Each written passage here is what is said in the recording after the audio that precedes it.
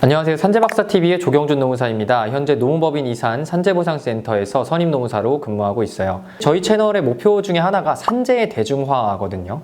이 산재보험이라는 게 거의 모든 근로자는 당연가입이죠. 모든 근로자들이 보험에 가입을 하고 또 사업주가 이들의 보험료를 내주고 있는데도 사실 이 제도에 대해서 너무나 많은 분들이 오해를 하고 있고 제대로 알지 못하는 경우가 많아요. 근데 저희가 지금까지는 근로자 입장에서는 많은 영상들을 올려놓은 것 같은데 사업주 쪽에서 영상을 찍은 건 별로 없는 것 같더라고요. 사실 산재는 사업주분들한테도 굉장히 낯설거든요. 근데 업무상 질병은 산재 중에서도 조금 특이한 성질을 가지고 있어서 사업장에서 사고가 발생하지 않았는데 산재 신청이 들어오기도 하고 퇴직한 지 오래된 근로자로부터 갑자기 산재 신청이 들어오기도 하고 또 이 사업장에서 며칠 일하지 않았는데 갑자기 우리 회사로 산재 신청이 들어오기도 해요. 그래서 오늘은 왜 이런 신청이 가능한지 자주 하는 3가지 질문을 통해서 한번 알아보고요. 그다음에 사업장은 어떤 대응을 해야 되는지, 어떤 불이익이 있는지 이런 것들에 대해서 한번 살펴보도록 하겠습니다. 산재에 대해서 관심이 많은 근로자분들도 같이 보시면 좋을 것 같아요. 가장 먼저 사업장에 사고가 별도로 발생하지 않았는데 왜 산재 신청이 들어오느냐라는 질문들이 좀 많아요. 근데 이건 산재에 대한 오해 때문에 그렇습니다. 사실 산재가 어디 사업장에서 사고가 발생해가지고 다치는 경우에만 신청하는 걸로 알고 있는데 그게 아니라 이제 유해 요인에 직업적으로 오래 노출되면서 반복 노출되면서 이제 발생한 질병들도 이제 산재라고 볼 수 있지 않느냐라고 신청을 할 수 있는 업무상 질병 제도가 따로 있어요. 대표적으로 근골격계 부담 작업에 신체 부담 작업에 오래 노출돼서 발생한 근골격계 질병이라던가 분진 사업장에서 오래 근무한 뒤 발생한 폐암, 진폐, COPD 또는 시끄러운 소음 사업장에서 오래 근무하면서 발생한 소음성 난청 같은 것들을 예로 들 수 있을 것 같아요.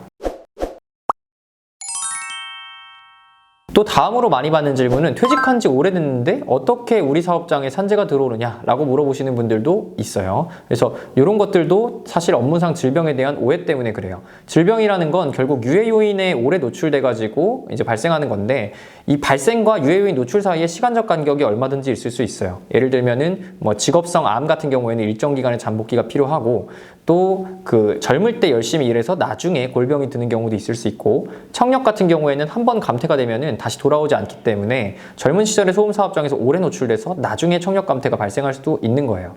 따라서 퇴직한 뒤에 상당히 오랜 시간이 지나서 사업장에 이 신청을 한다는 게 논리적으로는 그렇게 앞뒤가 안 맞는 말은 아닙니다. 물론 퇴직일과 진단일 사이가 길어질수록 뜰수록 그 사이에 이제 무슨 일이 발생했을지를 판단하기가 좀 어렵기 때문에 바꿔 말하면 업무 외적 요인이 기여했을 가능성을 완전히 배제할 수가 없기 때문에 사실 산재 승인 가능성이 낮아지는 것도 사실입니다. 네, 그리고 마지막으로 우리 사업장에서 얼마 일하지도 않았는데 우리 사업장이랑 그렇게 연관도 없는 것 같은데 왜 우리 사업장으로 산재가 들어오느냐 이것도 되게 많이 물어보거든요. 근데 이거는 적용사업장 판단에 대한 이 공단의 내부 기준 때문에 그렇다고 말씀드리면 정확할 것 같아요. 근로복지공단은 산재 신청이 들어오면 이 산재 신청을 어떤 사업장에다 적용할 것인지 적용 사업장이 어디인지를 판단한다고 하거든요. 이 절차를 밟는데 이 판단 근거에 대해서 나름 3가지의 기준을 가지고 있습니다. 첫 번째는 이제 전문기관의 조사 결과 어떤 사업장이 재해 발생에 주된 원인을 끼쳤다, 주된 영향을 끼쳤다라고 판단되는 경우가 이제 첫 번째고요. 이거를 판단할 수 없다면 두 번째로 이제 여러 가지 사실관계들을 조사했을 때 담당관이 업무와 상병 간의 상당 인과관계가 이 사업장에서 명확하다라고 판단하는 사업장을 지정하도록 되어 있고요. 그리고 마지막으로 1번, 2번 둘 다 애매한 경우에는 그냥 마지막으로 유해 요인에 노출된 사업장을 적용 사업장으로 해라 라고 규정하고 있습니다. 그런데 사실은 이 직업성 암 같은 경우에는 산업안전연구원 이런 기관들이 있지만 그 밖에 다른 질병들에 대해서는 이 재발생 사업장을 명확하게 규정할 수 있는 전문기관이 따로 없어요. 그래서 사실 직업성 암을 제외하고는 1번 규정을 활용받기는 굉장히 힘들고요. 2번을 그렇다면 검토해 볼 수 있을 텐데 이건 공단 담당관님께서 이 여러 가지 사실관계들을 고려했을 때 이 사업장이 재발생 사업장으로 적용하는 게 명확하다라고 판단을 하시는 거거든요.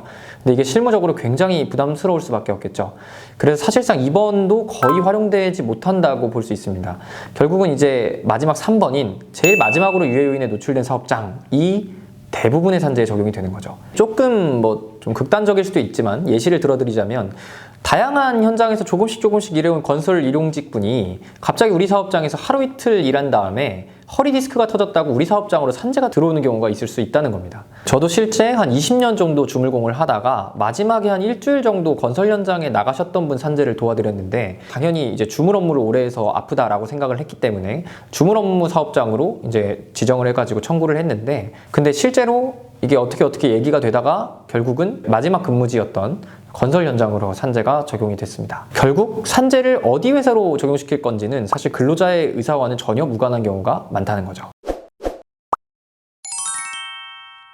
사실 산재가 승인됐을 때 사업주분들이 많이 걱정하는 게 보험료가 올라가지는 않을까 많이 걱정하시고, 두 번째로 근로감독이 나오진 않을까 많이 걱정하시고, 세 번째로 요건 특히 건설업 한정인데, 건설업 같은 경우에 나라가 발주하는 건설계약을 따기 위해서는 국가계약법에 따라서 이제 입찰 자격 사전 심사라는 걸 받아야 되거든요. 근데 거기에 이 재해율을 따지는 부분이 있어요. 사업장에 재해가 얼마나 많이 발생했냐, 많이 발생했으면 불량하다, 뭐 이렇게 좀 평가하는 게 있어요. 그래서 혹시 거기에서 불이익을 받지 않을까, 이렇게 세 가지를 많이 걱정을 하십니다. 그런데 보험료징수법 시행령 제17조를 보면요, 업무상 질병의 경우에는 보험료율 인상 인하에 영향을 미치지 않도록 한다, 뭐 이런 내용을 규정을 하고 있고요. 이 산업안전보건에 관련된 근로감독관 직무규정집을 보면은 특별히 업무상 질병이 발생했다고 해서 사업장에 감독을 나간다라고 규정하고 있지는 않습니다. 또 입찰 참가 자격 사전심사 요령 제6조에서는 이 재해율을 이제 사고 사망 만인율이라는 표현으로 변경을 하게 되면서 업무상 질병의 이제 승인 정도로는 뭐 사업장이 불량하다, 건전하다 이런 걸 평가하지 않겠다고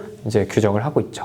근데 이렇게 적용 사업장이 되면 뭐 불이익 같은 것도 이제 따져봐야 될 문제겠지만, 이 보험가입자 의견서라는 것도 작성해 달라고 공단에서 날라오거든요. 근데 이 내용에 대해서 어떻게 써야 되는지 난감해 하시는 분들이 굉장히 많더라고요. 근데 사실 요거 그냥 부담 가지지 말고 사실대로 쓰시면 됩니다. 요거는 단순하게 사업주 의견을 물어보는 거예요.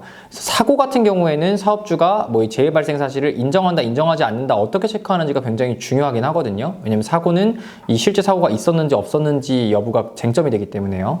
근데 업무상 질병 같은 경우에는 뭐 사실관계도 물론 중요하겠지만, 그거보다는 이 사람이 사회에 나와서 지금까지 뭐 어떤 일을 얼마나 많이 했고, 노동 빈도나 뭐 강도는 어떻게 되는지 이런 것들을 종합평가한단 말이에요. 개인적 요인이나.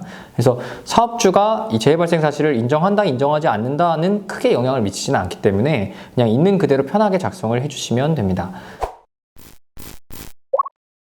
네, 오늘은 이제 사업장의 많은 당혹스러움과 오해를 안겨다 줄 수 있는 업무상 질병 산재에 대해서 한번 이야기 나눠봤는데요. 제가 산재 전문 노무사로 일하면서 느낀 건, 법률에 따른 어떠한 불이익이 있다기보다는 이 오해에 따른 현실적 불이익을 야기하는 경우가 조금 더 많은 것 같다라는 점이었어요. 사업장에 대한 산재 신청을 근로자의 이제 어떠한 의도를 가진 뭐 공격 같은 걸로 받아들이고, 멀쩡한 사업주와 근로자의 관계가 틀어지는 경우도 봤고요.